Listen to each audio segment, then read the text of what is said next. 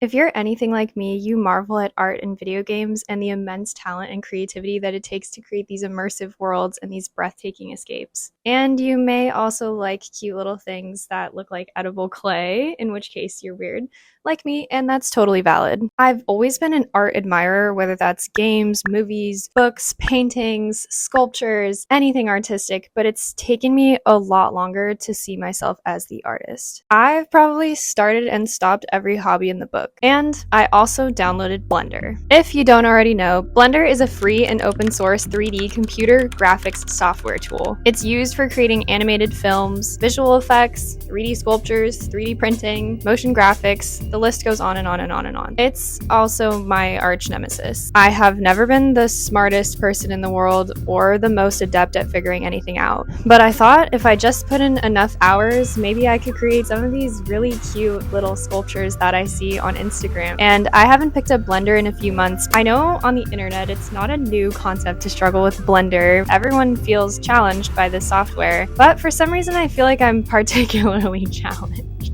I'm going to be recreating a piece of art that I saw in a coffee shop recently. I believe it's an acrylic painting of kind of some Lucky Charms and milk on a spoon. So I thought it would be a great thing to try to recreate, especially because I don't have an original bone in my body. Let's go. Okay, I have my reference photo open right here. I have a blank screen in front of me. I think I'm gonna start with the hearts because that seems easy enough, so let's start with that. I'm just gonna start with single vertice because I don't know how to make a heart shape, like, at all. Let's extrude it.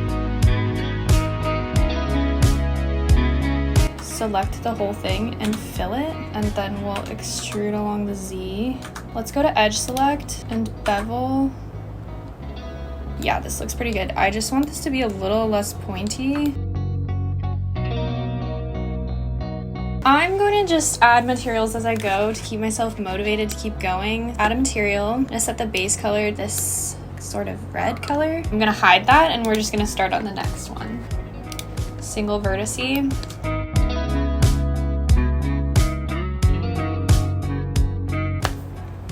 Hear me out. I know it's not a good star. I'm just gonna fix it really quickly.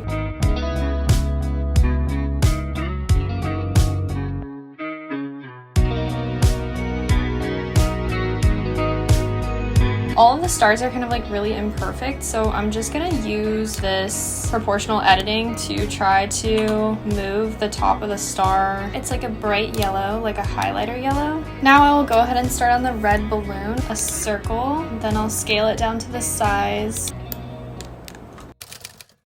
Okay, so I have spent the past, hour struggling with texture. Now, off camera, I did try to add a texture already, and I was getting really confused. So I'm gonna start over, starting with the pink heart here. I'm gonna add a new material, and I'm gonna grab this texture that I found, everything except for the color.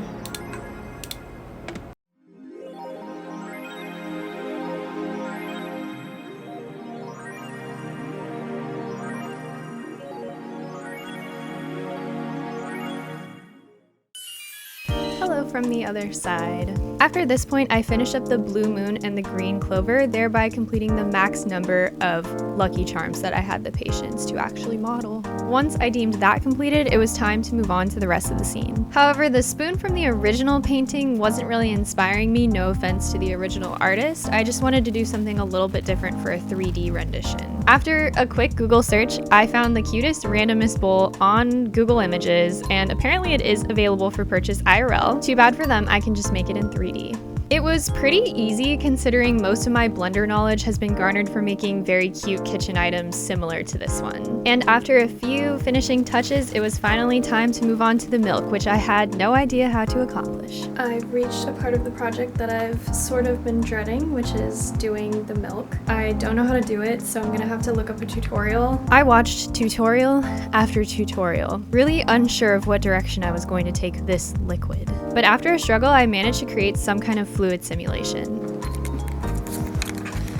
Even though I'm proud of what I've done, I really want to capture a scene where the cereal is kind of splashing into the liquid. So I'm gonna try to find out how objects float in the liquid and also how I can get them to splash. But that feels really ambitious, but I am almost done anyway, so might as well go for it. We love an ambitious girly who's never actually succeeded at anything in Blender, because I couldn't do it. A bit predictable, but the fluid simulation just wasn't really working, and the only thing I could really use it for was creating little ripples that made it look like real fluid. After that, I quickly moved on to just finishing up the scene. Luckily, I had recently completed the notorious donut tutorial from Blender Guru on YouTube. With a sky texture and a bit of stolen environment and lighting setup from the donut tutorial, I was able to quickly set up my scene for the final render. And with that, here is the final result.